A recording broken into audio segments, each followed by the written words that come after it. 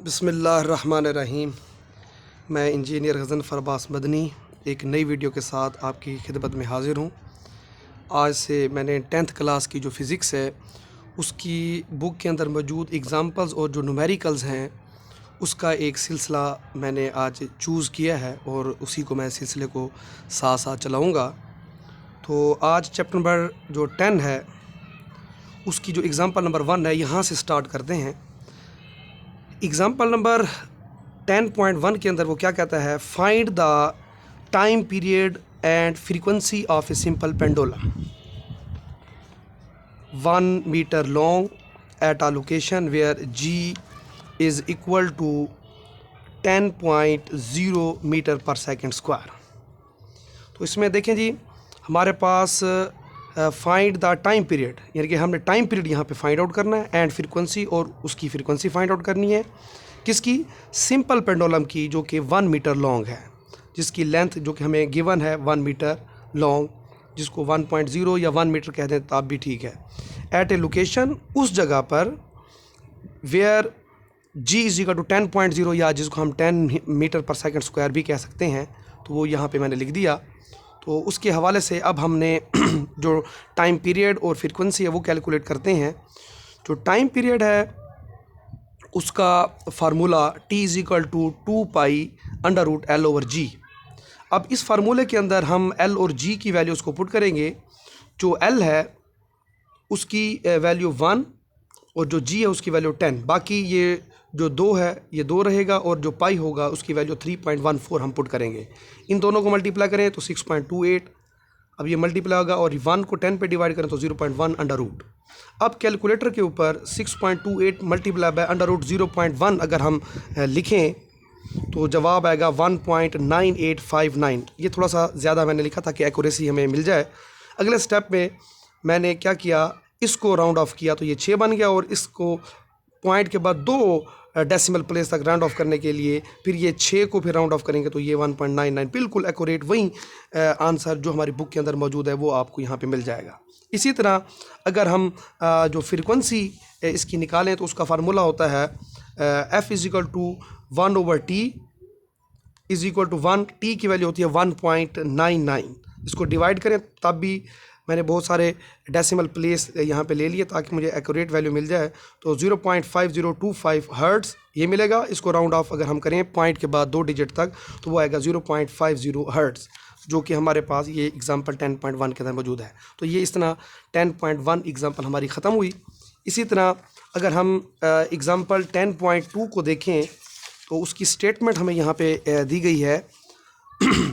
A wave moves on a slinky यानी कि helical spring जिसको हम कहते हैं, विद अ फ्रीक्वेंसी, और उसकी जो फ्रीक्वेंसी है वो है 4 हर्ट्ज़। अब ये एग्ज़ाम्पल 10.2 जिसमें हमें दे रहा है कि फ्रीक्वेंसी है 4 हर्ट्ज़ और एंड वेव लेंथ 0.5 मीटर, और उसकी जो वेव लेंथ है वो 0.4 मीटर है।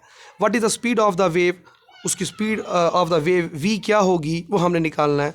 तो देखें, हमने फार्मूला अप्लाई करना है v is equal to f lambda, f भी हमारे पास है, लैम्डा भी है, इन दोनों को मल्टीप्लाई करो तो जवाब आएगा 1.6 मीटर पर सेकेंड। तो ये हमारा एग्ज़ाम्पल जो 10.2 है वो हमारे यहाँ पर कंप्लीट हो गई। सिर्फ एक ही फार्मूला, क्योंकि डाटा इस फार्मूले के अंदर जो मौजूद है वो हमें दिया गया है। इसी तरह एग्ज़ाम्पल नंबर 3 की तरफ चलें तो वो हमारी आखिरी एग्ज़ाम्पल है चैप्टर नंबर 10 के हवाले से। तो अगर हम एग्ज़ाम्पल नंबर 10.3 को देखें, स्टेटमेंट बहुत बड़ी नज़र आ रही है। आपने ज़्यादा फोकस इनकी वैल्यूज़ के ऊपर करना है और फिर ये देखना है कि हमने मालूम क्या करना है। तो जहाँ पर वैल्यू आएगी हम वैल्यू लिख देंगे, बाकी हम इसको रीड आउट करते हैं कि a student performs an experiment with waves in water, the student measures the wave length of a wave to be 10 centimetre. तो देखें इस लाइन के अंदर हमें एक वैल्यू मिल गई वेव लेंथ की, जिसको हम लैम्डा कहते हैं 10 सेंटीमीटर, और यहाँ पे मैंने लिख दी गिवन दैट जो लैम्डा है वो है 10 centimetre which is equal to 10 divided by 100 metre, और इसको क्योंकि सेंटीमीटर को मीटर में कन्वर्ट करने के लिए 100 पे डिवाइड करेंगे तो ये बन जाएगा 0.1 मीटर। और फ्रीक्वेंसी अब यहाँ पे आगे देखें, by using a stop watch and observing the oscillation of a floating ball the student measures A frequency of 2 hertz. देखें मैंने आपको अभी कहा था कि आपने वैल्यूज़ के ऊपर फोकस करनी है, तो दूसरी वैल्यू हमें मिल गई फ्रीक्वेंसी की जो कि 2 हर्ट्ज़ है और वो यहाँ पे मैंने लिख दी है। अब आगे, if the student starts A wave in one part of A tank of water, how long का मतलब है टाइम, भाई उसने कितना टाइम लेना है, वो टाइम हमने यहाँ पे कैलकुलेट करना है। It take the wave to reach the opposite side of the tank 2 metre away, यानी कि जो टैंक है वो 2 मीटर उसकी लेंथ है, और जितनी टैंक की लेंथ होगी उतना ही वेव्स ने अपना डिस्टेंस कवर करना है, इसलिए यहाँ पे जो डिस्टेंस होगा वो 2 मीटर होगा। तो यहाँ पर हमने जब टाइम निकालना है तो उसके लिए हमारे पास यहाँ पे जो 2 फार्मूले यूज़ होंगे। एक फार्मूला है जी v is equal to F lambda, और दूसरा जो फार्मूला है वो है जी v is equal to d/t। अब आपकी मर्ज़ी कि आप पहले एफ लेमडा जो कि हमें यहाँ पे दिए गए हैं, पहले आप v निकाल लो, जिस तरह बुक के अंदर भी सॉल्व किया गया है। v निकाल लो तो वो 0.2 मीटर पर सेकंड निकलेगा। फिर उसके बाद टाइम निकालने के लिए फार्मूला फिर ये वाला पुट कर लो, या आपकी मर्ज़ी, या आप ये वाला तरीका करो कि इक्वेशन नंबर 1 और इक्वेशन नंबर 2 का नाम दे दें। फिर आप इस तरह करें, इस इक्वेशन नंबर 1 और इक्वेशन नंबर 2 को इक्वेट कर दें। इक्वेट करेंगे यानी कि इक्वेशन नंबर 1 और 2 को इक्वेट करेंगे तो v is equal to F lambda यानी कि उसकी left hand side v is equal to d/t और उसकी लेफ्ट हैंड साइड आपस में बराबर हो जाएगी। तो इस तरह आप वैल्यूज़ को पुट कर दें।